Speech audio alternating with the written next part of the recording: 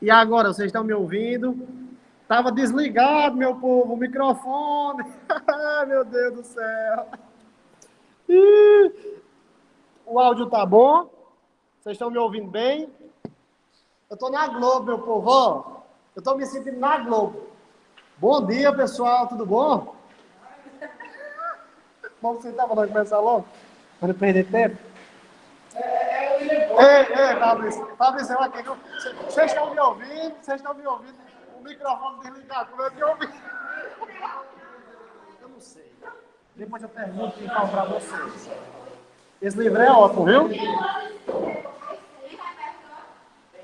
Tem repertório, temas de redação, estruturas. Não. Isso aqui não serve para nada, para mim não. Diga.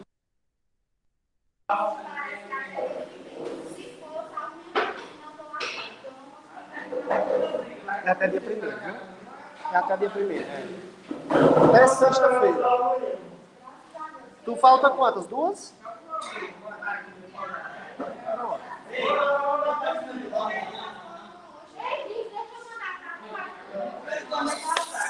Vamos lá, gente. Tá.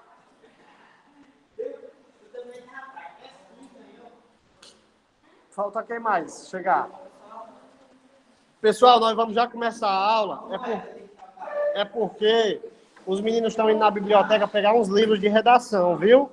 Por isso nós não começamos ainda, mas vamos já começar.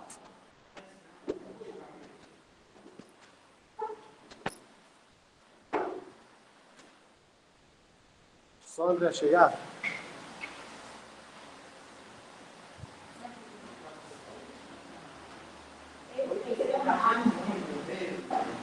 Esse livro é ótimo, Laio. Vem, isso aqui? Tem.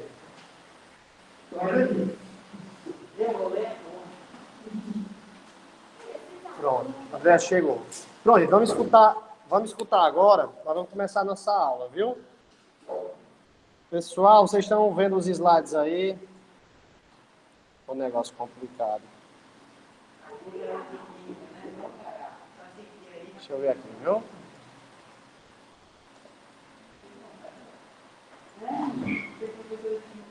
Pronto, tá?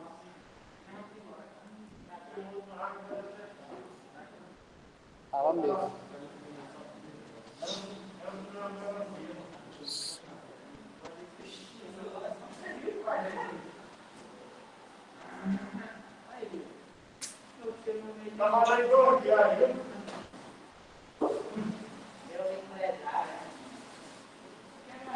Não existe não, tela toda não.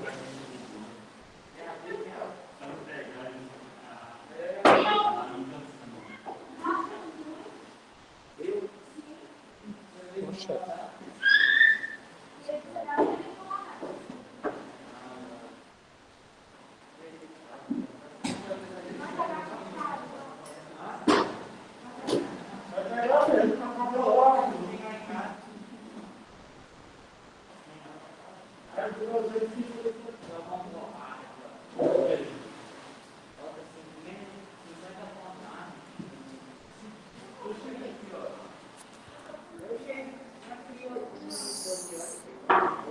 Só dá certo PDF, é? Só dá certo PDF.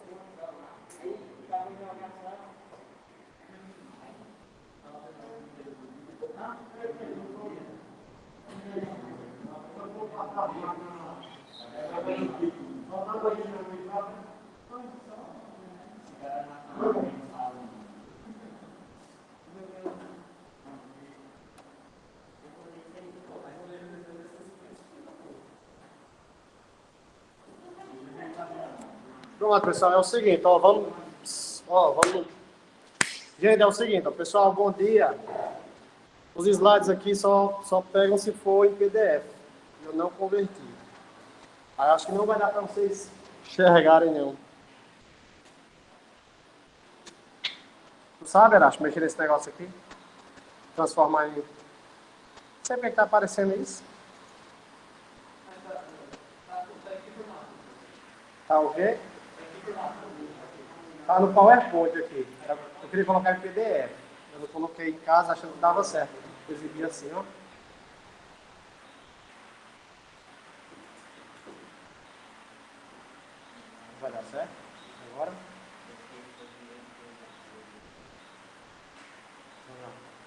Deu certo.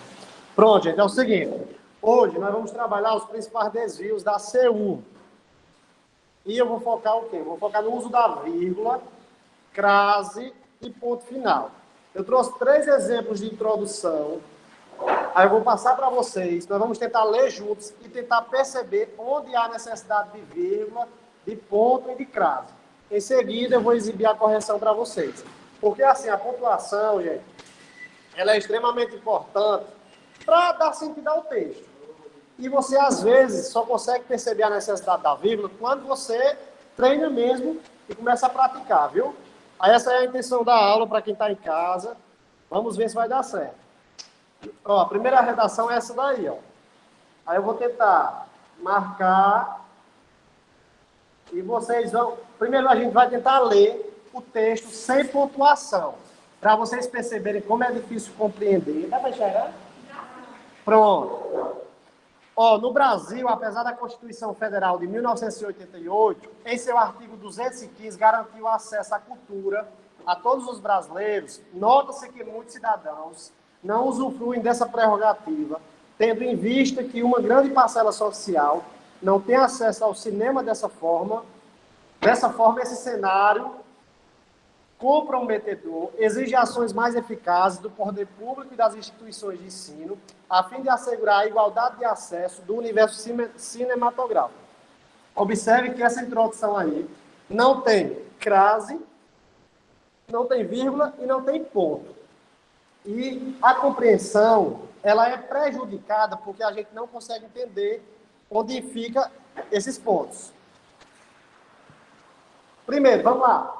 Onde é que vocês acham que deveria ter uma vírgula aí? Na primeira linha. Onde é que vocês acham que deveria ter vírgula? Onde é que vocês acham que deveria separar elementos, nomes? No Brasil,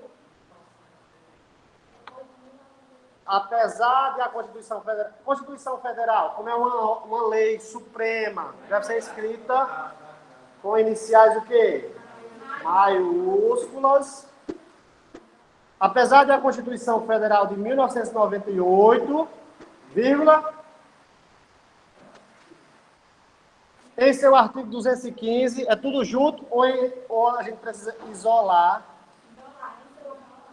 Em seu artigo, garantiu acesso a quê?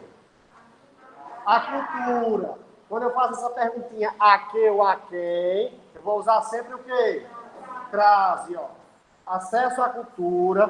No caso aqui todos, eu não vou usar crase, porque é a palavra masculina, e eu não uso crase em palavras masculinas, a todos os brasileiros. Ponto, não é assim? Encerrou a ideia da lei, encerrou a ideia da... O povo está falando aqui, será? Encerrou a ideia da lei, encerrou a ideia que contém a informação principal. Aí agora, letra maiúscula, porque eu vou começar uma nova ideia, não é assim? Nota-se que muitos cidadãos não usufruem dessa prerrogativa, vírgula, tendo em vista que uma grande parcela social não tem acesso ao cinema. Ponto. Ó, ponto. Letra maiúscula. Depois do conectivo eu uso o quê? Vírgula. Dessa forma, esse cenário comprometedor exige ações mais eficazes do poder público e das instituições de ensino, a fim de assegurar a igualdade de acesso ao universo cinematográfico. Ponto. Observe, eu não preciso exagerar nas vírgulas. As vírgulas devem ser aplicadas, sim, para isolar orações, para isolar alguns termos. O ponto, sempre quando eu finalizar uma ideia, sempre quando eu finalizar uma frase com sentido completo, coloco o ponto. Qual é a estrutura dessa redação aqui? O que é que deve apresentar na introdução de termos essenciais? Primeira coisa, ó, nas primeiras 2 linhas tem um repertório sociocultural. O que é repertório sociocultural? É quando eu trago leis, filmes, séries, qualquer área do conhecimento para fundamentar o meu pensamento. É quando eu quero mostrar algum respaldo, quando eu quero mostrar que eu sei o que eu estou falando. Depois, eu vou jogar o quê? eu vou tentar contradizer que mesmo a lei garantindo algo, na prática, a gente sabe que funciona o quê? Diferente. E é justamente aqui onde entra o tema, que vai ser o problema que vai ser analisado. E, por fim, eu vou citar os 2 pontos que eu vou desenvolver nos 2 desenvolvimentos. Que são esses aí, ó. Tem a necessidade de ações mais eficazes do poder público e das instituições de ensino. Então, no primeiro desenvolvimento, o poder público vai ser a minha tese. No segundo desenvolvimento, eu vou falar das instituições de ensino. Aí eu finalizo com essa frasezinha, só para concluir a ideia do parágrafo. É ruim falar de máscara, viu? Vamos olhar aí, ó, se deu certo. Ó. Quando foi que vocês acertaram, quando foi que vocês erraram. Ó, segundo vocês, foi assim, ó. Vamos olhar. Aí a forma correta, ó. A gente já viu o quê, ó? Antes do nota-se aqui, era uma vírgula. Antes do tendo, tá certo, né? Depois do Brasil, certo? Em seu artigo, ó, certo. A crase também está certa.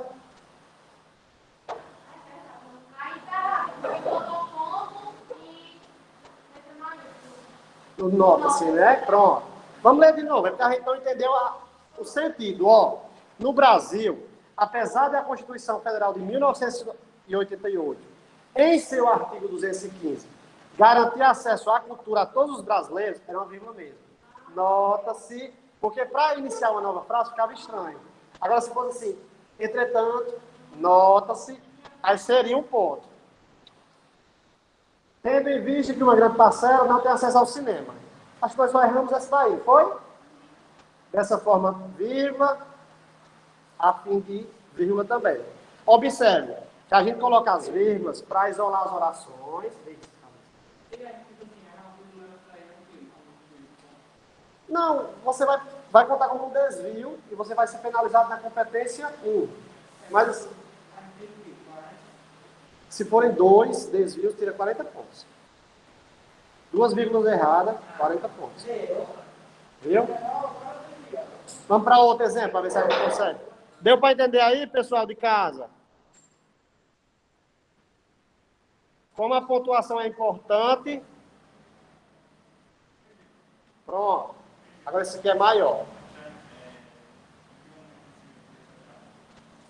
Ó, Gabriel, é o seguinte, Gabriel, ó.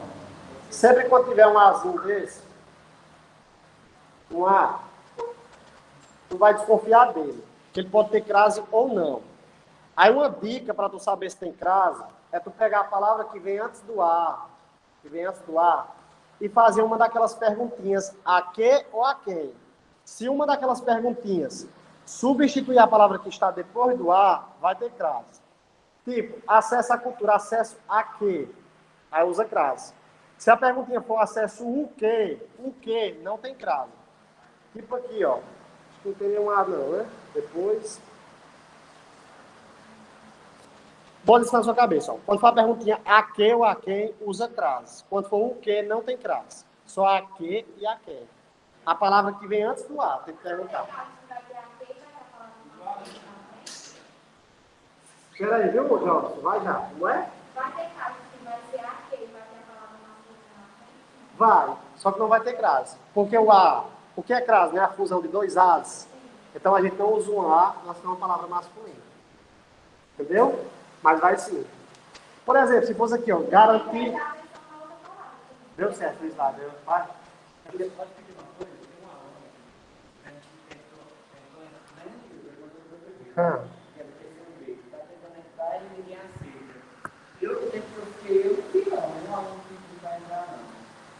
Deixa eu voltar aqui para o slide. Essa querer entrar, eu pedi de novo, acesso. Lucas tem aqui. Lucas Gomes, Elizinho. Viu? Tá.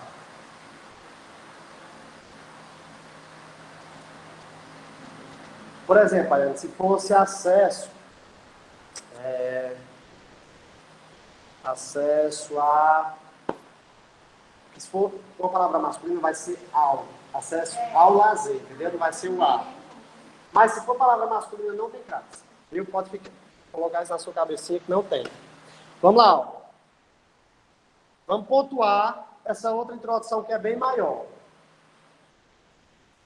Eu queria que vocês percebessem o seguinte, ó, que a vírgula... Sim, João, estou perguntando qual?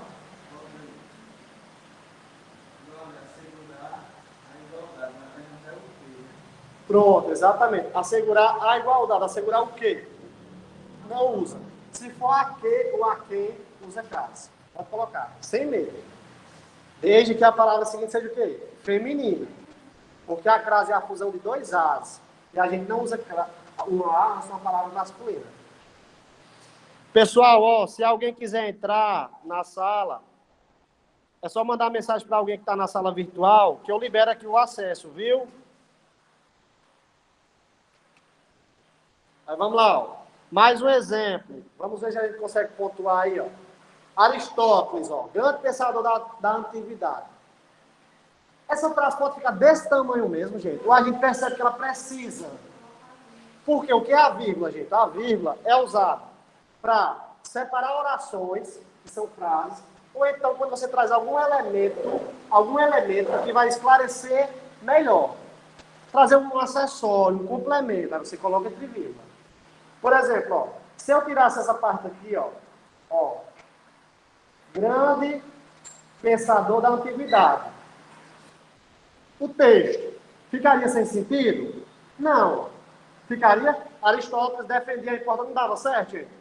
Então a vírgula eu trago só para enfatizar ou realçar a explicação de algo anterior. No caso aí, ó, o grande pensador da antiguidade é uma informação adicional. Por isso que ela deve ser colocada entre vírgulas. Eu posso retirá-la e não vai ter prejuízo algum de sentido. Vocês estão entendendo?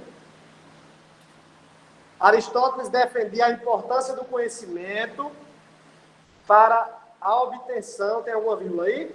Da plenitude da essência humana. Aí para o filósofo, é uma nova ideia? Quando é uma nova ideia, é o quê? Eu vou deixar vocês lerem, porque se eu ler, eu já vou tentando pontuar. Leiam aí.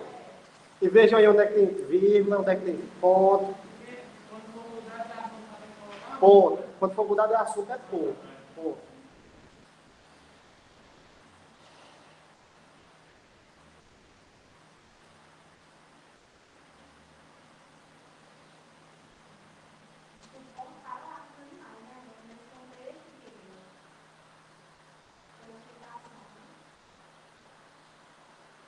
Aqui depois de humana.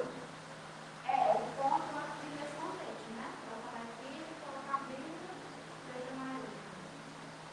Ó, Aristóteles, grande pensador da antiguidade. Isso aqui vocês já perceberam, que como eu estou explicando quem é Aristóteles, tem que ter a vírgula, não é assim? Eu estou esclarecendo quem é ele, explicando quem é esse cara. Defender a importância do conhecimento para a obtenção da plenitude da essência humana. Aí quando eu falo assim, ó, para o filósofo, eu não estou introduzindo já o pensamento dele, o que é que ele pensa. Aqui deveria ter um ponto, vocês acham? Ou não? Vocês que sabem. Vamos vendo aí. Pode participar, quem está em casa. Não estarei me escutando direito. Estou gritando aqui, ninguém está escutando. Quando eu digo assim, para o filósofo, o que é que vocês acham? Seria uma vírgula? É como se fosse a mesma ideia, e eu só quis dar uma pausa, ou é quando eu quero introduzir algo? Porque é ruim escutar. O cabo já é surdo, escutar vocês é difícil. Não estou escutando não, era falo mais alto.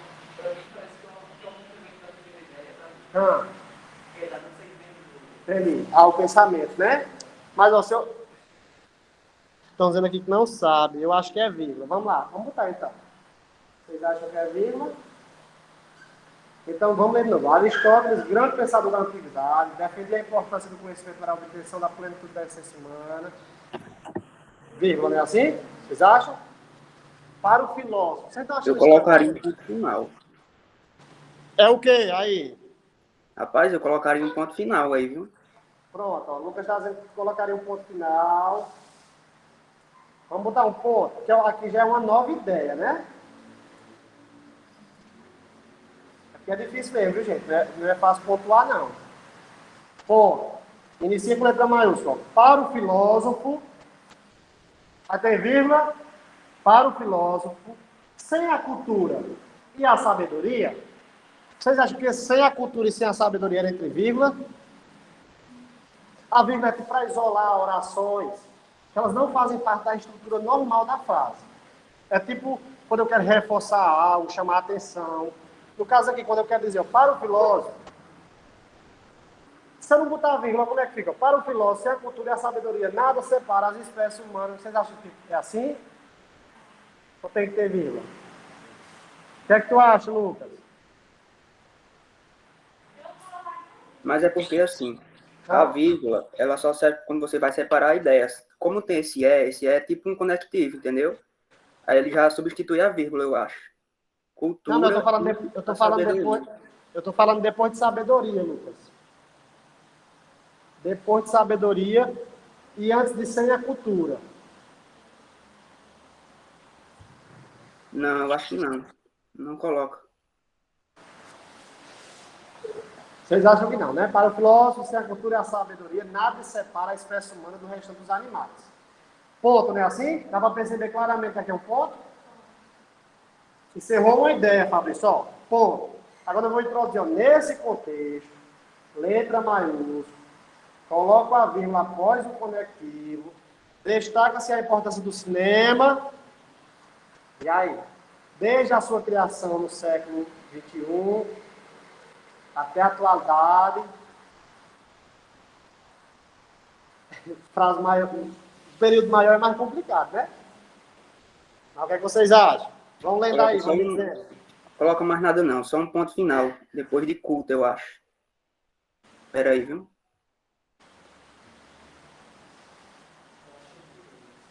Depois de quê?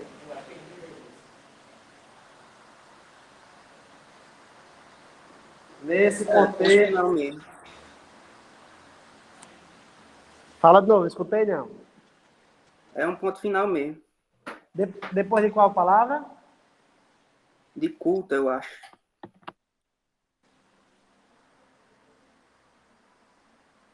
O Brasil era impresso para vocês fazerem. Na próxima vamos fazer assim, impresso, para vocês fazerem aí, cara, porque assim tá dando certo. Ah, não? É sério?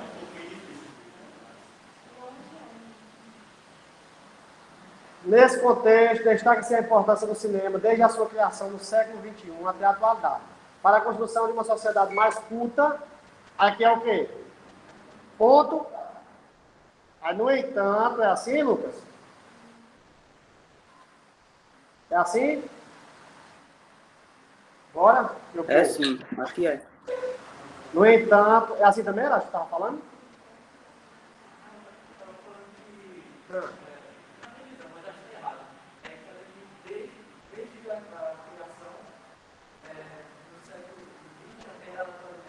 Vírgula. Então, vamos colocar. Porque está isolando um período, gente. Está isolando uma data, para chamar a atenção de algo, não é assim? Vocês não acham que aqui também tem, não? Ó, para o filósofo, sem a cultura e a sabedoria. Ó, para o filósofo, sem a cultura e sem a sabedoria. Vocês acham que não tem, não? Eu disse tudo. Foi? Tudo de só uma ou duas? Só uma?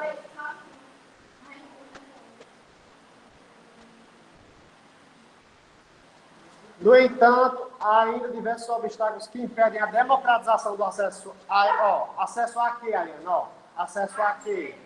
A pergunta faz. É possível. Mas o que está depois da palavra o quê? Masculina. Aí não usa. A crase, Gabriel, é a fusão de dois As.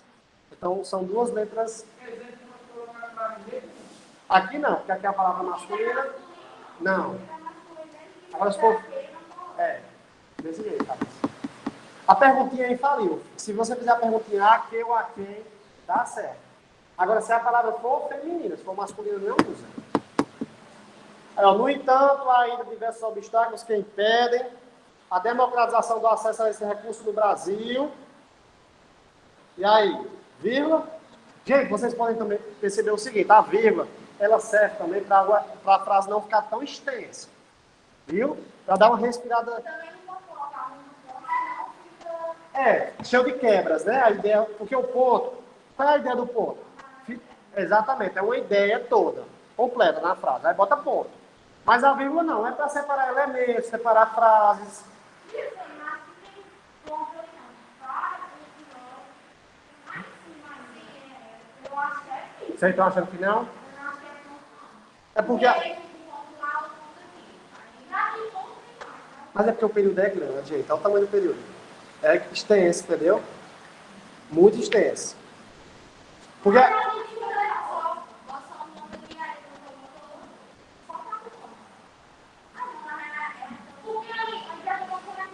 Pode ser cada período.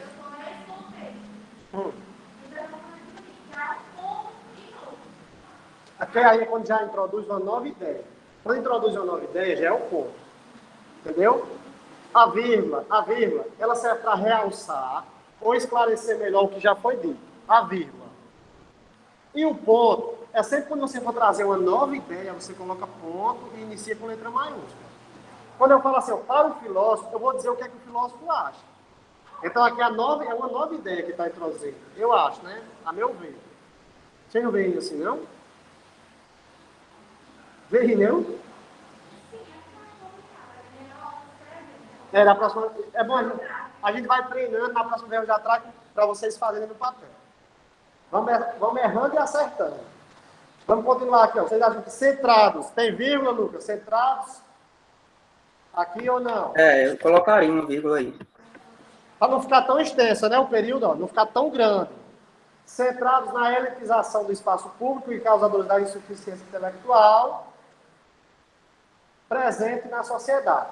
Com isso, ó, uma nova ideia, estão percebendo isso? Aí eu boto o quê? Concorda? Com isso, vírgula. É assim?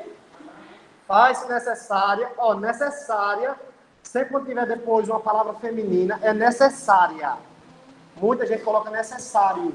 Se tiver um A depois ou uma, é necessária. Faz necessária uma intervenção... Exatamente. Faz-se necessária uma intervenção... Tem vírgula aqui, vocês acham? Antes do quê? Que busque garantir o acesso pleno ao cinema para todos os brasileiros. Vamos olhar aí, ó. Vocês acham que é assim? Vamos lá. A primeira tá certa, né, gente? A primeira, ó.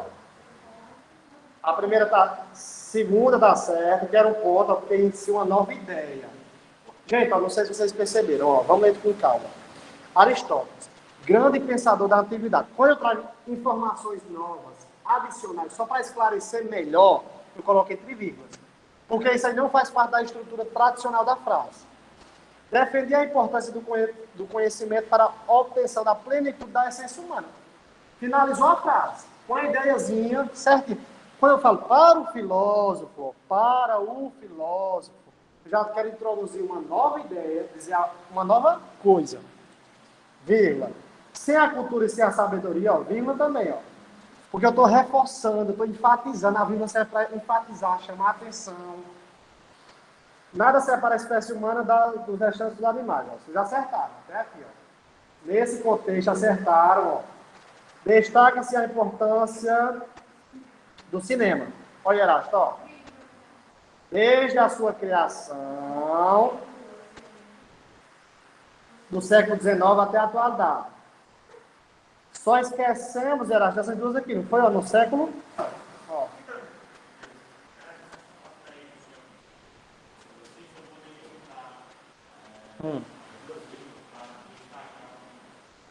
Pode. Sempre quando for... Pode. Se forem assim, ó, se forem informações que indiquem tempo, lugar ou modo, coloque entre vírgulas. Para a construção de uma sociedade mais culta. Ó, ponto, né, ó.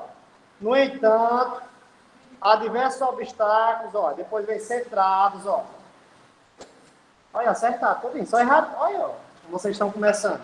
Só erraram aí esse do no século. Vocês esqueceram de colocar no século. Vamos para outra. Eu sinto que vai dar certo. Vocês vão entender. Vamos para outra. Corrijam aí. Leiam primeiro, depois tentem corrigir. Se tiver aspas, viu, pode colocar aspas também, se precisar.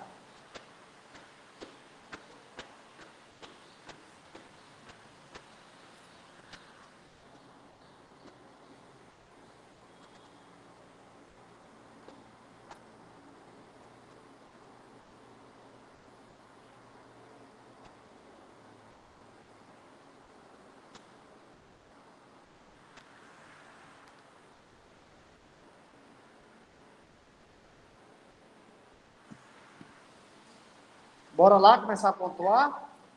Vamos lá, para a gente não perder tempo?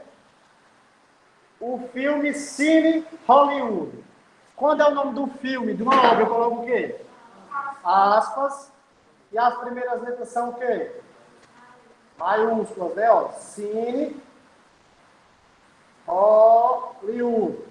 Narra. Gente, ó, uma coisa que vocês erram muito. Ó, quando for o filme, não tem vírgula depois do verbo. Depois do nome do filme, não tem vírgula. Agora, se fosse no filme Cine Hollywood, vírgula, narra-se a história tal, tal, tal. Se for no filme, tem vírgula. Se for o filme, não tem vírgula, viu? Narra a chegada da primeira sala de cinema na cidade de Crato, interior do Ceará. Esse interior do Ceará é uma vírgula aqui? Olha aí. Ponto. Você encerrou uma ideia? Ou eu boto vírgula? Na obra, eu já estou começando uma nova ideia. Então é o quê? Um ponto. Aí eu boto o quê? Letra o quê? Maiúscula. Na obra, quando for na obra, eu boto o quê depois? Vírgula. Os moradores do até então vilarejo nordestino. Do até então vilarejo nordestino. O que é que vocês acham? Eu estou querendo realçar, chamar a atenção de algo, ou não precisa vírgula aí? Vocês que mandam. O que é que vocês acham, pessoas que estão em casa?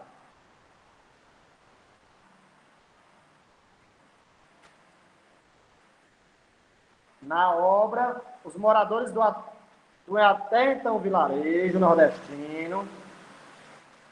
Esse tem, ele tem acento circunflexo, ou ele tem que ficar no singular?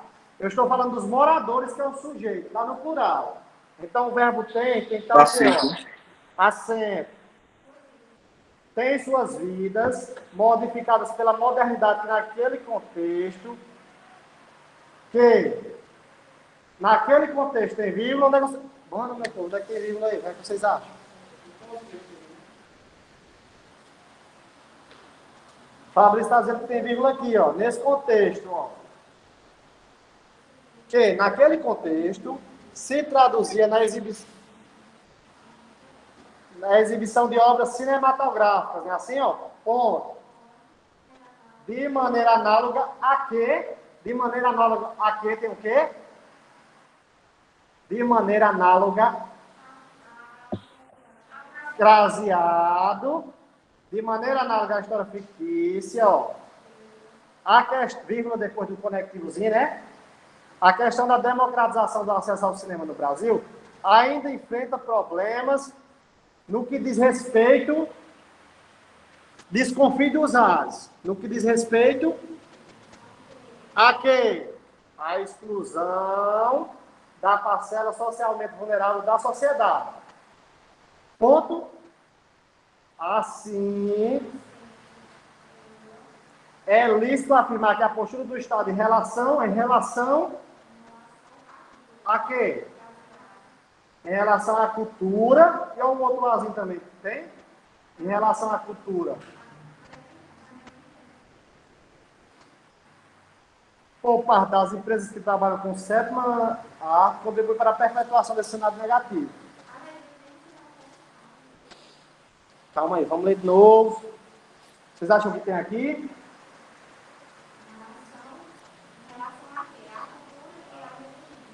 Estudo do Estado em relação à cultura. De parte das empresas que trabalham com a sétima arte, contribuem. Vocês acham que é só assim? Botam mais alguma vírgula? Vocês de casa, o que é que vocês acham? Podem ler.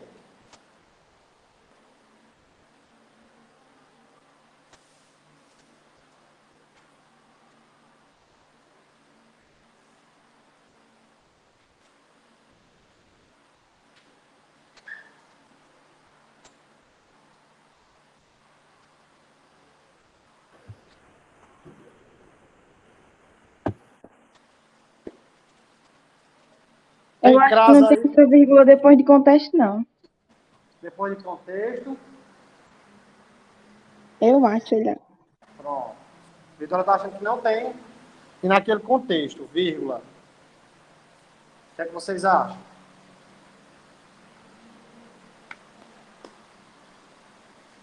Vocês acham que está certo assim? Tá mais certinho, né? Tá mais certinho? Depois de graça, eu amo. Depois de quê?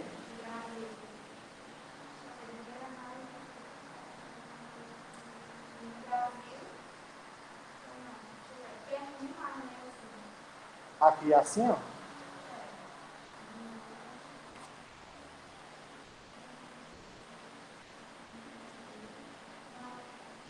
Não? Vamos olhar.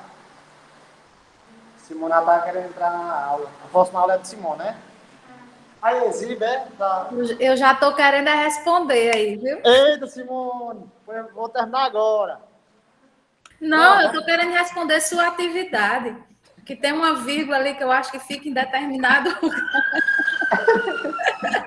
Ô, Simone. Só para a gente finalizar, gente, ó. Fica à vontade, Gilson. Obrigadão, Simone. No Brasil, aí, olha, olha. Aí ele botou e tirou. É. As aspas estão certas, né? Antes do interior do Ceará, vírgula. Depois de Ceará, ponto. Depois de na obra, vírgula. O tem, acento circunflexo, né? Naquele contexto, Fabrício, ó, tinha vírgula, tá certo. Cinematográficos. Tá tudo certo, né, gente? Só a crase, a sétima arte, porque é uma expressão que tá... Ela está a afirmar que a postura do Estado em relação à cultura tem uma crase, é porque aí tá errado, viu? A pessoa errou, mas tem. Porque aqui foi um trecho de uma redação nota 1000, mas elas também têm desvios gramaticais, viu? Aí deveria ter uma. Só erramos o sétima arte, né? Tá em outro contexto. Pronto, Simona, a aula é sua, obrigadão, tchau, pessoal. Valeu, Gilson.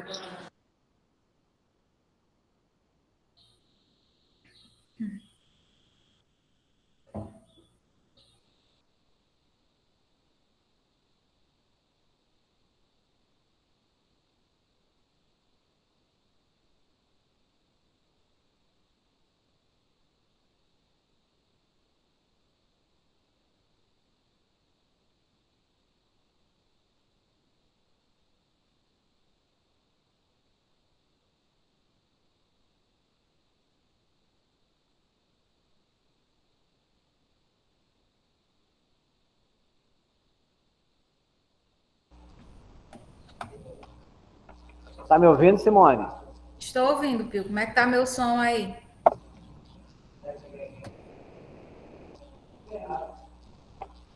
Pronto.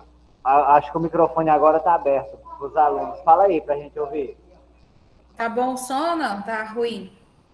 Porque a primeira aula aconteceu bem bacaninha. O som tudo tava certo? bom. Na primeira aula deu tudo certo? Deu perfeito, o som tava ótimo. Pronto. Então, eu vou apontar a câmera para eles e a partir daí você já pode falar com eles, viu? Já tá aparecendo na televisão a minha pessoa? Tá, eu vou parar aqui a minha apresentação que o Gil estava fazendo. Eu vou colocar a minha, viu? Sua tela.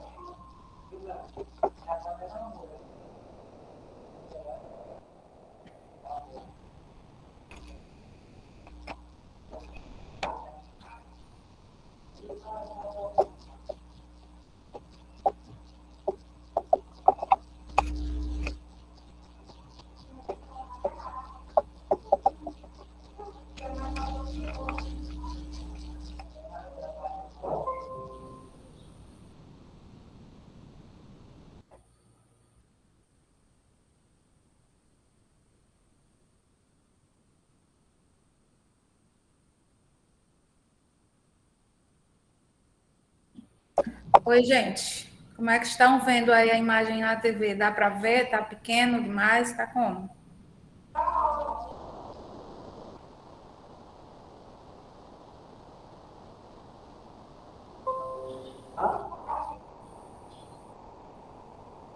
É que esse microfone é muito ruim. Simone, eles estão perguntando se você consegue ouvi-los. Não, eu tive somente esse problema de não conseguir ouvir direito na primeira aula. E eu também não estou conseguindo ouvir direito agora. Eu consigo ouvir você, Pio, Falar bem mas perto, os alunos eu tô falando não. em cima da câmera aqui para poder ouvir, entendeu? Realmente não dá para ouvir muito bem, não. Se eles tiverem, eu vou ali em cima agora pegar meu fone, né? E o microfone do fone é melhor. Aí se eu ver que eles têm alguma dúvida aqui, aí eu posso reproduzir para você, viu? Pois está certo. Eu queria saber se a imagem que está sendo projetada está dando para ver ou se está muito pequena. Dá para ver tranquilo, viu? Pois está bem. Pois, bom dia, né, gente? Enquanto o Pio vai pegar o microfone dele, vamos dar início aí à nossa aula. Nessa nova modalidade, né? Alguns em casa, alguns na sala.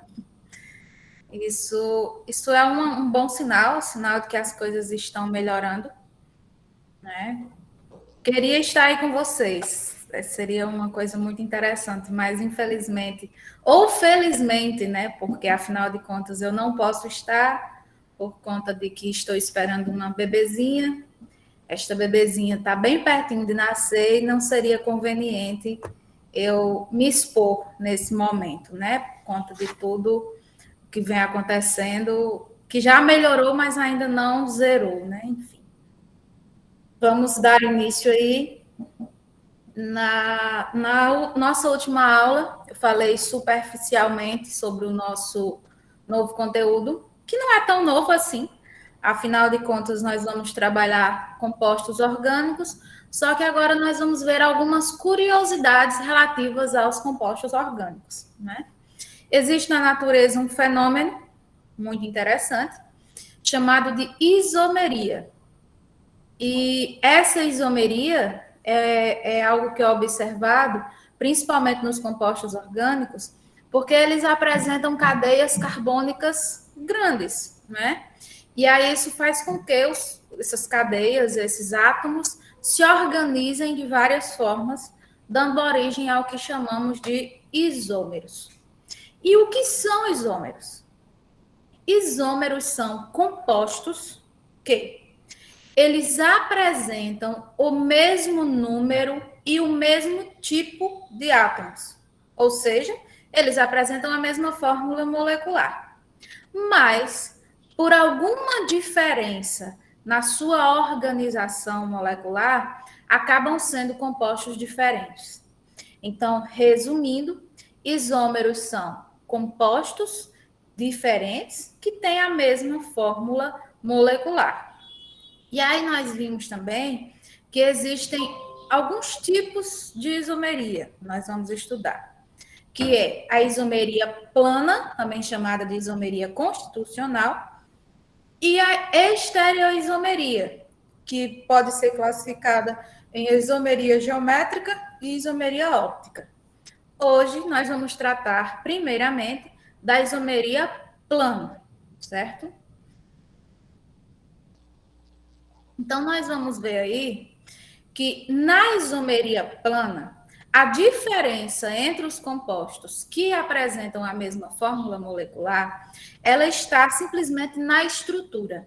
Só em observar a estrutura molecular, eu já consigo ver uma diferença.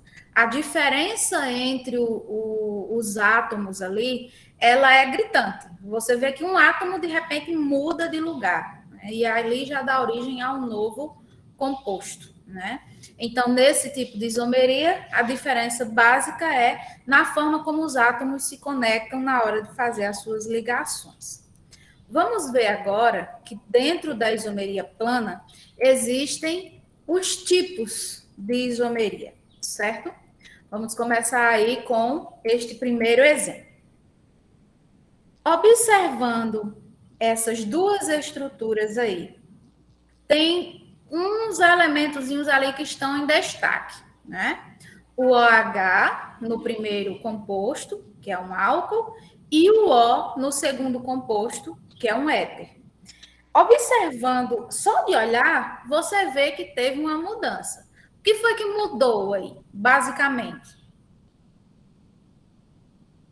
Esse O e esse H aí, eles estão no mesmo lugar nas duas estruturas? Aparece da mesma forma, sim ou não?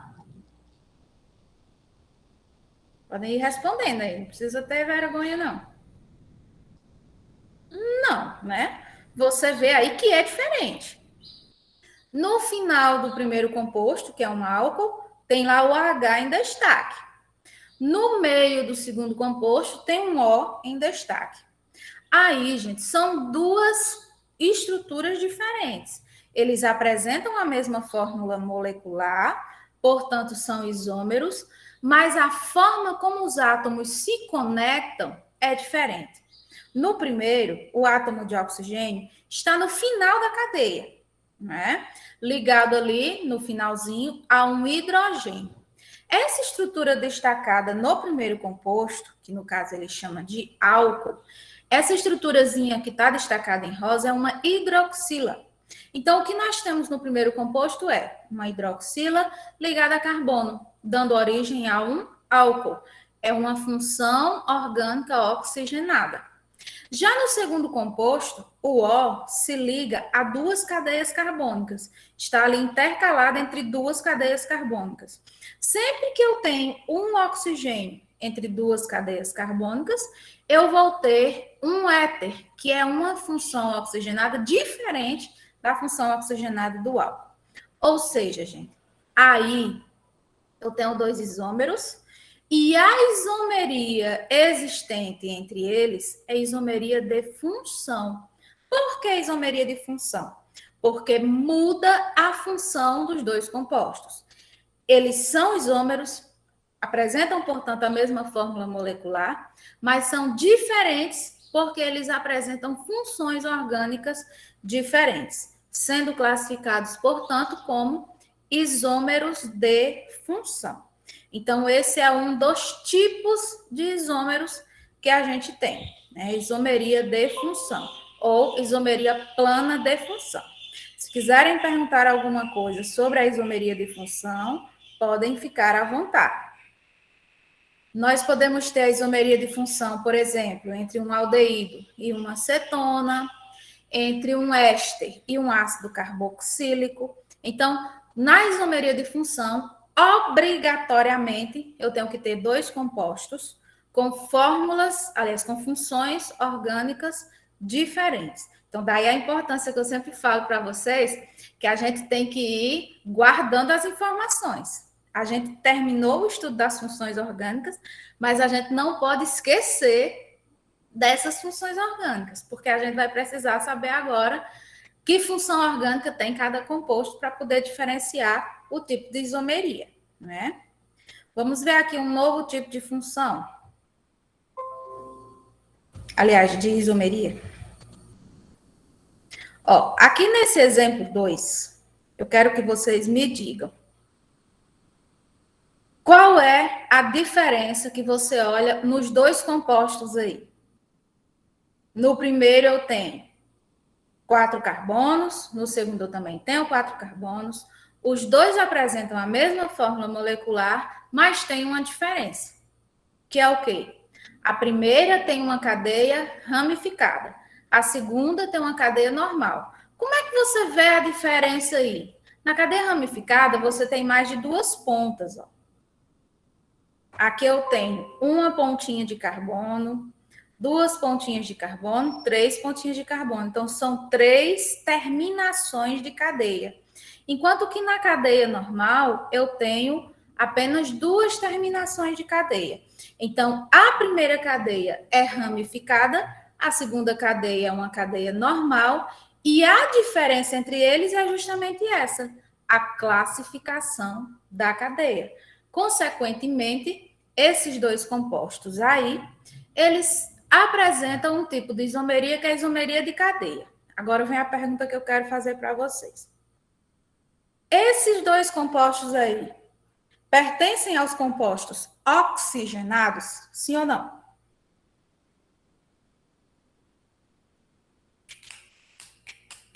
Reloginho aqui, ó. Tic-tac, tic-tac, tic-tac. Pertencem ou não pertencem, gente? Eduarda disse, acho que não. Ela não precisava ter colocado esse acho, porque ela está certa. Realmente não pertence ao grupo dos compostos oxigenados. Porque para pertencer ao grupo dos compostos oxigenados, teria que ter um átomo de oxigênio, e ali não tem. Ali só tem carbono e hidrogênio. Como é a classe que a gente tem somente com carbono e hidrogênio? Como é o nome? Acho que foi uma das primeiras classes que a gente estudou, viu? Quem lembra? Compostos que possuem apenas carbono e hidrogênio. Como é que chama? Reloginho, vamos. Alguém? Um dos primeiros, gente. Cuida. Eita, ninguém? Começa com hidro, termina com carboneto, gente. Hidrocarboneto é o mais fácil que tem da gente lembrar. Só tem carbono e hidrogênio, então é hidrocarboneto. Conseguem perceber que aí só tem carbono e hidrogênio nos dois? Então, ambos pertencem ao grupo dos hidrocarbonetos. Assim, aí eu tenho 2 hidrocarbonetos. Veja que não muda a função, é a mesma função. Então, a gente não poderia dizer, são isômeros de função. Não, porque as funções orgânicas deles dois é a mesma. Ambos são hidrocarboneto, já que tem carbono e hidrogênio somente. Então, na isomeria de cadeia, nós vamos ver que a função permanece sendo a mesma, eles apresentam a mesma fórmula molecular, porém, eles têm uma classificação de cadeia diferente. E aí são compostos diferentes. Consequentemente, são isômeros, né? Um outro exemplo de isomeria, nós temos aqui. Mais uma vez, nos dois compostos, nós temos um destaquezinho aí, no primeiro e no segundo. O que foi que diferenciou o primeiro e o segundo composto aí em relação ao destaque? Qual é a diferença que vocês observam? Tem alguma? Nenhuma diferença? A posição da hidroxila. Enquanto que no primeiro, a hidroxila se encontra logo na extremidade, ó, aqui a hidroxila se encontra no meio. É interessante porque basta essa mudança na posição para termos aí dois compostos diferentes. O primeiro teria o nome de propanol 1 e o segundo teria o nome de propanol 2. Os dois pertenceriam ao grupo dos álcoois, né? Porém, com posições diferentes nas hidroxilas. Então, a esse tipo de isomeria, chamamos de isomeria de posição. Então, sempre acontecerá a isomeria de posição quando mudar alguma coisa, a posição de algo ali na cadeia, sem que isso acarrete mudança na função, porque se mudar a função, já não é mais isomeria de posição. Isômeros de cadeia e isômero de posição possuem a mesma função orgânica, né? O que muda é outra coisa, não é a função. Se mudar a função, já é isomeria de função e acabou-se. Este outro exemplo de isomeria, às vezes ele é confundido com a isomeria de posição, né? Mas a gente tem que ter cuidado. Por quê? Nesse caso, também muda a posição de alguma coisa na cadeia. Mas a coisa, entre aspas, que muda de posição é um átomo de oxigênio que está lá no meio da cadeia. Aí, quando o oxigênio aparece dessa forma, entre os carbonos, a gente já viu que ele é chamado de heteroátomo. Então, nesse tipo de isomeria, a gente não vai chamar de isomeria de posição, mas sim de metameria. A isomeria de metameria vai acontecer sempre que mudar a posição de um heteroátomo na cadeia. Eu vou até voltar aqui nesta isomeria anterior, que é a de posição, Porque, ó, nesse caso, o oxigênio não está no meio dos carbonos, nem nesse primeiro caso, nem nesse segundo caso. Ele está aí ligado às extremidades dos carbonos, ele não está no meio dos carbonos. Eu acho que tem outro exemplo aqui. Pronto, aqui, ó. Nesse primeiro exemplo, eu tenho o oxigênio entre os carbonos. Aqui o oxigênio seria um heteroátomo, realmente. Aqui ele não é heteroátomo, porque ele não está intercalado entre os carbonos. Então, ó, aqui eu não posso dizer que acontece metameria. Por quê? Porque os dois compostos precisam ter heteroátomos e a posição desse heteroátomo precisa mudar dentro da cadeia, como é o que acontece nesse exemplo aqui. Então, sempre que vocês virem a mudança de um elemento no meio dos carbonos lá, ele mudando de lugar, mas continuando dentro da cadeia, no meio dos carbonos, aqui eu vou ter isomeria por metameria, certo?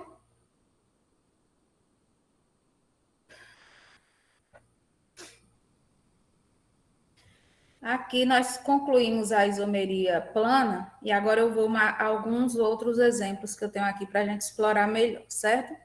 Vou parar esta apresentação aqui e vou colocar outra. Se vocês quiserem perguntar alguma coisa aí, fiquem à vontade.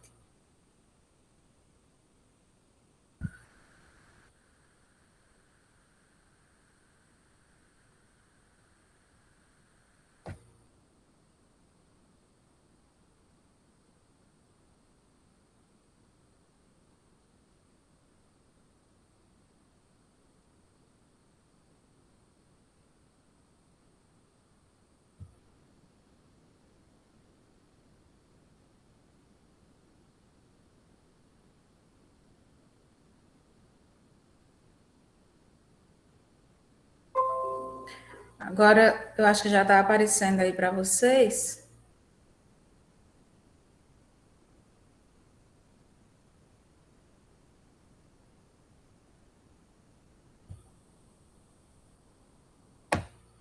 Só um segundinho, viu?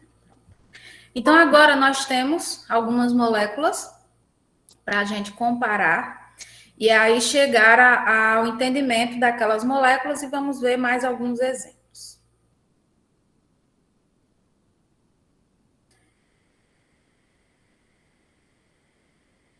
Vejam aqui esses dois compostos. Vocês identificam alguma diferença entre eles? Sim ou não?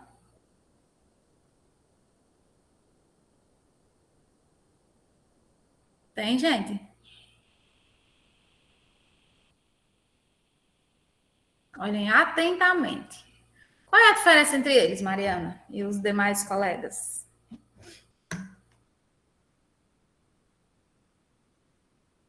O pessoal da sala também pode participar. Vocês estão com o microfone desligado aí. Se quiserem digitar alguma coisa no chat. Mariana disse que mudou a posição do CH3. Ó, se muda a posição de alguma coisa e aquela coisa que mudou não é um heteroátomo, então qual é o tipo de isomeria? A fala de Mariana aí já está definindo o tipo de isomeria. Qual seria?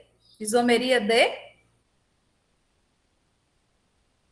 posição. Pronto. Tá vendo como é fácil? Identificou a posição de alguma coisa, já sabe que é isomeria de posição. Lembrando que desde que essa coisa que muda de posição não é um heteroátomo, né? Nós vamos ver aqui alguns casos de isomeria de posição, certo?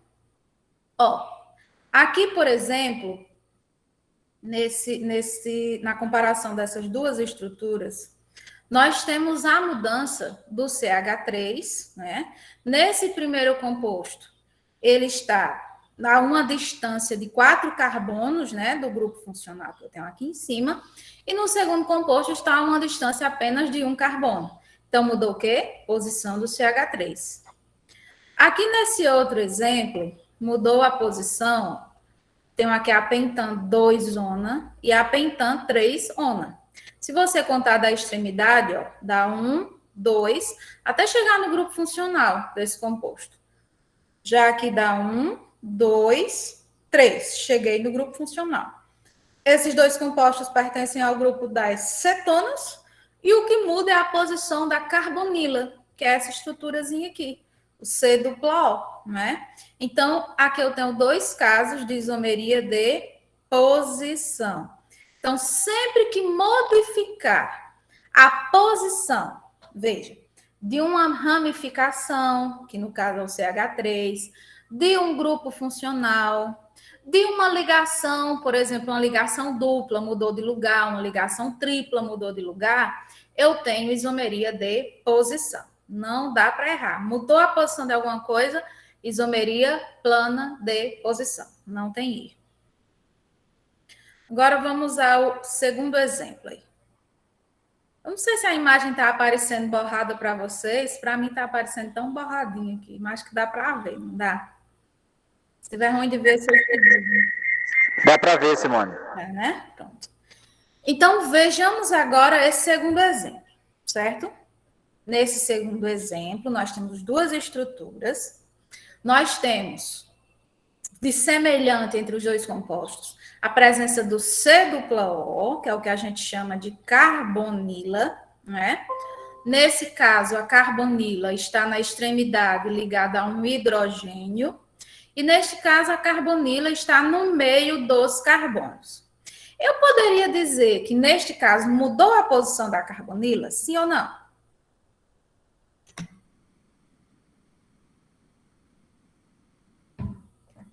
Mudou, gente, a carbonila quando no mesmo lugar?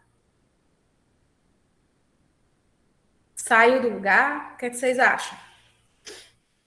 A posição da carbonila mudou. Eu poderia já chutar de cara que a isomeria de posição? Poderia até chutar, mas se eu chutasse, eu errava. Porque essa mudança de posição da carbonila mudou a função orgânica dos dois compostos. Quando eu tenho carbonila na extremidade, eu tenho a função aldeído. Já se essa carbonila estiver no meio dos carbonos, eu tenho a função cetona. Quando muda a função dos dois compostos, a isomeria só pode ser chamada de isomeria de... Como é o nomezinho? A gente viu agora há pouco. Quem lembra? É difícil demais vocês saberem. Isomeria de quê? Quando muda a função.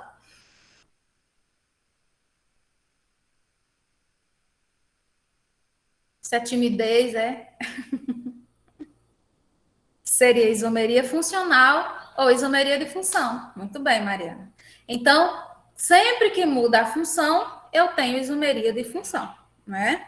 Então, aí é um caso de isomeria de função e eu tenho aqui outros casos de isomeria de função. Aqui eu tenho, por exemplo, a diferença entre um álcool e um éter, né? Ó, muda a posição do oxigênio e esta mudança de posição do oxigênio acarreta uma diferença na função. Sempre que eu tenho o OH, esse oxigênio ligado a hidrogênio, eu vou ter um álcool. Se o O estiver no meio da cadeia, eu vou ter um éter. Então, são dois tipos de isômeros de função ou isômero funcional. Também pode acontecer entre aldeído e cetona, que foi o primeiro exemplo lá, né? Que é sempre que eu tiver o C dupla O na extremidade ligado a hidrogênio, eu tenho aldeído. Se o C dupla O estiver no meio dos carbonos, eu vou ter uma cetona. Então, são duas funções diferentes. Então, também é isomeria de função. E aqui, um outro exemplo, são dois compostos com funções diferentes. No primeiro, eu tenho o ácido carboxílico. No segundo, eu tenho um éster. Onde, no ácido carboxílico, o C dupla O aparece na extremidade, né?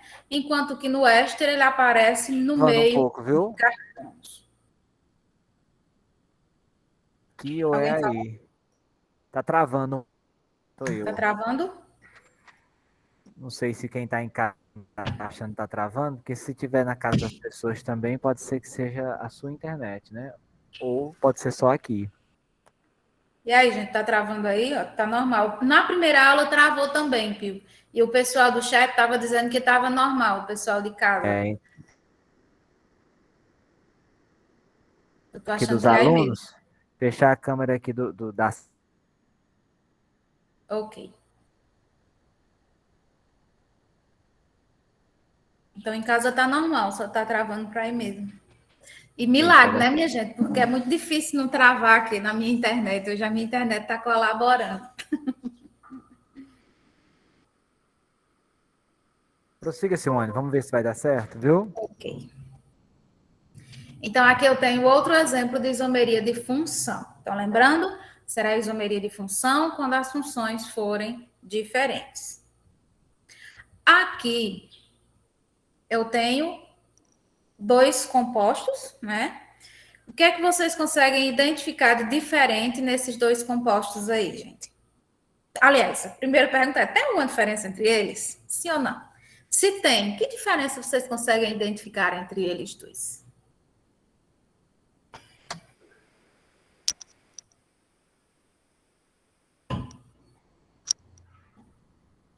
Se tiver alguém falando aí, não está saindo aqui não, viu?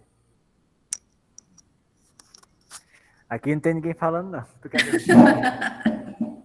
É porque tá só fazendo um barulhinho aí no seu. Ó, Mariana disse que tem uma cadeia normal e uma cadeia ramificada. Perfeito. Quando A Yane muda... disse que a primeira é ramificada e a segunda é normal. Perfeito, olha aí, tá todo mundo alinhado. Então, se eu tenho uma cadeia ramificada e uma cadeia normal, dentro, considerando compostos que apresentam a mesma fórmula molecular, qual é o tipo de isomeria que eu observo entre esses dois compostos? Quem me diz? O que muda é a cadeia. Então, a isomeria de... Vamos, gente. Só falta 15 minutos para terminar a aula, bora. Posição. Na isomeria de posição, tem que mudar a posição de alguma coisa. Aí, além de mudar essa mudança na posição da cadeia, aliás, da ramificação, como o Eduardo observou, né, mudou realmente a posição de alguma coisa. Só que essa mudança na posição acarretou uma mudança na classificação da cadeia. Como a Mariana tinha dito, uma é ramificada, outra normal. Não me lembro mais qual foi a colega da sala que falou, mas que foi a mesma fala de Mariana.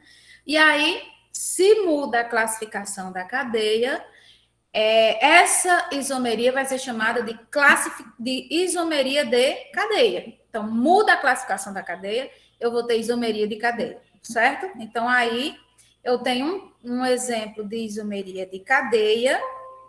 Vou mostrar aqui para vocês outros exemplos. Por exemplo, aqui, ó, eu tenho duas cadeias, né? Uma cadeia é aberta. Como é que eu sei que ela é aberta? Tem duas pontas aqui, né?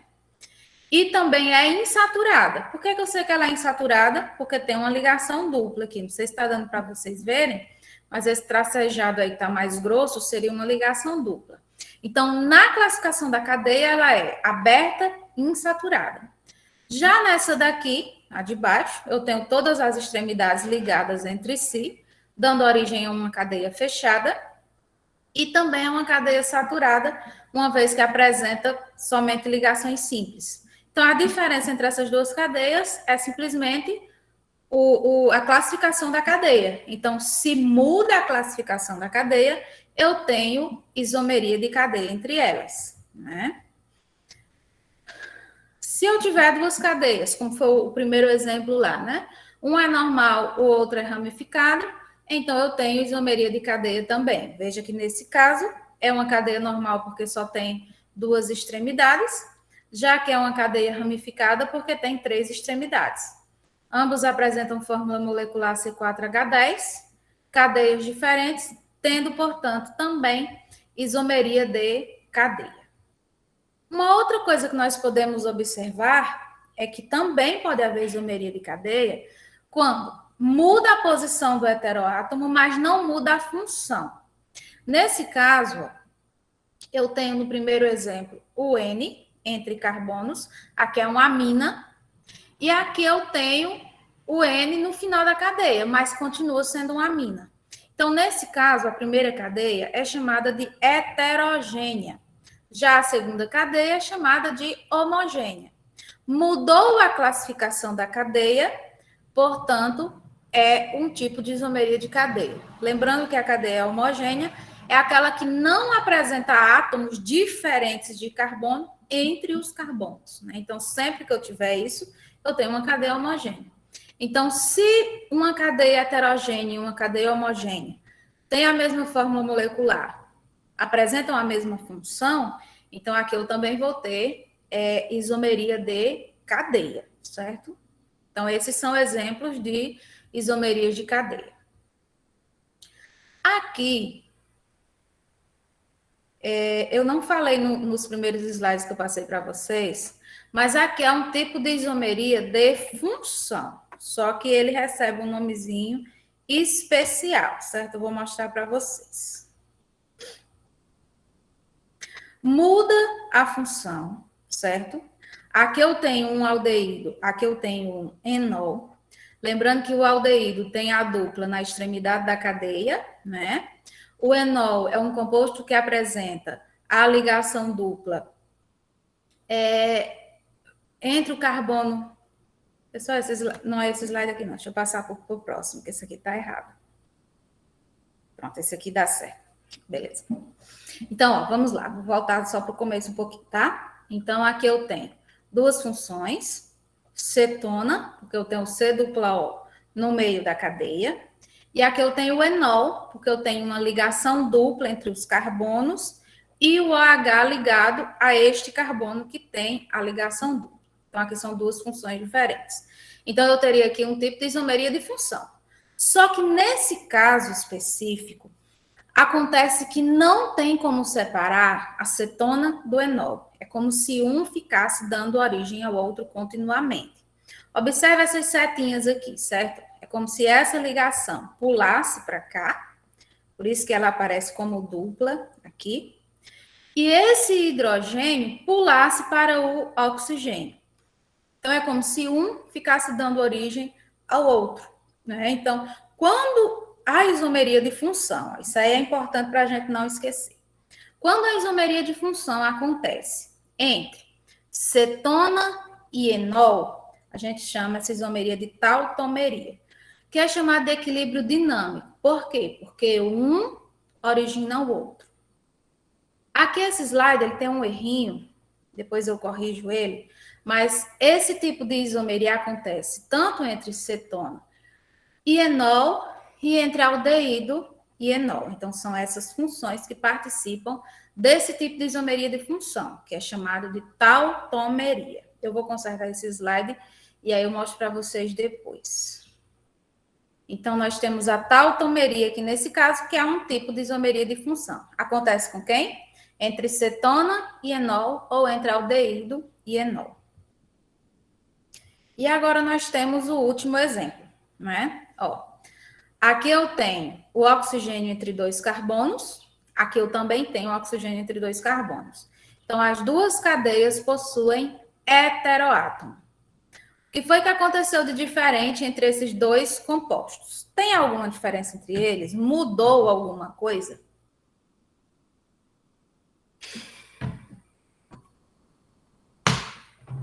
Mudou ou não? Mudou sim. Foi que mudou.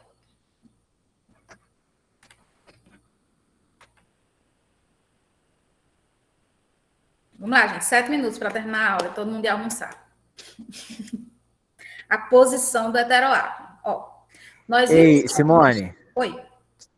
Estão pedindo aqui no presencial para você explicar mais uma vez essa questão do heteroátomo, parece. Certo. Beleza.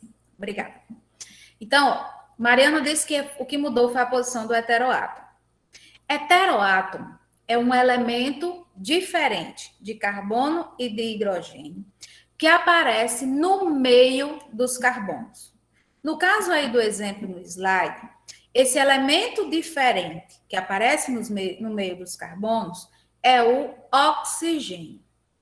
Então, heteroátomo é esse elemento diferente de carbono e de hidrogênio. Se ele tiver entre dois carbonos, ele é chamado de heteroátomo, certo? Então, sempre que aparecer um O, um N, entre dois carbonos, isso é muito importante, Porque se ele estiver na extremidade, ligado a pontas de carbono, ele não é considerado heteroátomo. Só é considerado heteroátomo se estiver entre carbonos, certo? Eu tenho até aqui um exemplo que eu mostrei para vocês anteriormente, quando eu falava de isomeria de posição. Vou voltar aqui rapidinho. Pronto, ó, aqui. Nesse caso, o nitrogênio está entre 2 carbonos. Então, ele funciona como um heteroátomo. Esta cadeia seria chamada de cadeia heterogênea. Já que o nitrogênio... Simone, a internet caiu aqui bem na hora dessa explicação. Você tinha falado boa parte já, entendeu? Deu? Ah, a Yane disse que deu para entender, não sei se... Certo. Então, só concluindo aqui esse exemplo, né? O nitrogênio não está entre 2 carbonos, então, nesse caso, ele não é considerado um heteroátomo. Então, será heteroátomo sempre que tiver entre 2 carbonos. Então, eu acho que deu para entender, né? Se não der, pergunta novamente. Enquanto isso, eu vou voltando lá para o slide final.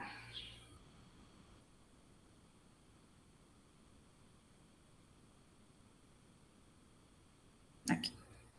Então, mudou a posição do heteroátomo. Nesse caso aqui, os dois possuem heteroátomo. E sempre que muda a posição do heteroátomo na cadeia, nós vamos ter a isomeria de metameria ou compensação. Vou mostrar aqui para vocês outros exemplos, certo? Aqui, por exemplo, o O está entre o carbono da carbonila e 2 carbonos de cadeia aí, né? Já que o oxigênio está entre o carbono da carbonila e outro carbono aqui, somente um. Nesse primeiro exemplo, são 2 após o oxigênio. Nesse segundo exemplo, é somente um. Então, veja que mudou a posição do heteroátomo. Então, por consequência, mudou o composto. Tanto que vocês veem aí que muda o nome. No primeiro, eu tenho metanoato de etila. No segundo, eu tenho etanoato de metila. São 2 ésteres, né? São 2 compostos de mesma função, apresentam a mesma fórmula molecular, mas por ter essa diferença na posição do heteroátomo, é que eu tenho aí isomeria de compensação ou metameria. Aqui eu tenho mais alguns exemplos, ó. Aqui eu tenho os oxigênios sequenciais, carbono 1 e 2. Aqui eu tenho carbonos 1 e 3. E aqui eu tenho carbonos 1 e 4. Então, nesse caso, eu vou ter isomeria de metameria ou compensação, já que mudou a posição dos heteroátomos, né? Então, aqui nós concluímos os tipos de isomeria plana, né? Então, nós ainda vamos ver a estereoisomeria ou a isomeria geométrica. Mas para a isomeria plana, nós temos 5 tipos. Isomeria de cadeia, onde a mudança principal é na classificação da cadeia. Nós temos a isomeria de posição, onde a diferença principal é a mudança na posição de uma ramificação, de uma hidroxila, por exemplo, né, um grupo funcional, uma ligação dupla. Nós vimos também a isomeria de função, onde a mudança básica é a função do composto, né? Por exemplo, vai ser um aldeído e uma acetona, um álcool ou um éter. Nós temos também a isomeria de tautomeria, que é um tipo particular de isomeria de função, e aí é fácil de identificar, porque ela acontece sempre entre ou uma acetona e um enol, ou um aldeído e um enol. Então, eu tenho somente essas 2 possibilidades. E, por último, metameria ou compensação, que acontece quando se modifica a posição de um heteroátomo dentro da cadeia. Então, são esses os tipos de isomeria de isomeria plana que nós estudamos. Eu não sei como é que está sendo feita a frequência na sala, mas para o pessoal que está em casa, eu vou colocar um formuláriozinho, certo? Para vocês irem assinando. Como é que está a frequência da sala, hein, Pio? Como é que vocês estão fazendo? Não, presencialmente, os professores receberam uma frequência impressa. Se você pudesse até pegar aqui, Simone, né? Que tem do grupo 1, grupo 2. Aí o professor faz chamada. Eles estão fazendo? Cícero não fez a chamada, mas é para fazer, porque eles receberam a frequência. Aí eu posso fazer aqui por você, entendeu? Que eu nem lembrei, mas ou então você leva ela para casa e pode fazer aqui, chamando rapidinho assim, entendeu? Eles respondem, né? Assim, se você quiser ter o controle consigo aí. Pois tá bem, então. Eu vou colocar o chat, aí no chat, a frequência para os meninos que estão em casa, porque eu geralmente faço esse controle aqui. Aí depois eu dou um jeito de pegar a frequência com o pessoal aí e para fazer o do pessoal que está na sala, né? Isso. Pois é, gente. Se quiserem perguntar mais alguma coisa, já estou vendo que é 10h29, vocês estão com fome. Nós aqui também estamos com fome. Podem ir assinando aí o pessoal de casa e os demais. Que bom que vocês vieram hoje. Isso é é uma esperança, né, que dá na gente. Valeu, gente. Uma boa tarde para todos. Tchau, Simone. Tchau, tchau. Lembrando o pessoal de casa que dia de segunda, né, como hoje, nós só temos 4 aulas presenciais, né? Então, nós estamos encerrando agora. Amanhã a gente está de volta no mesmo link, certo? Valeu, tchau, tchau. E à tarde tem mais, né? Eletivas. Só que todo mundo em casa. Isso, à tarde as eletivas, online. Valeu, gente. Abraço.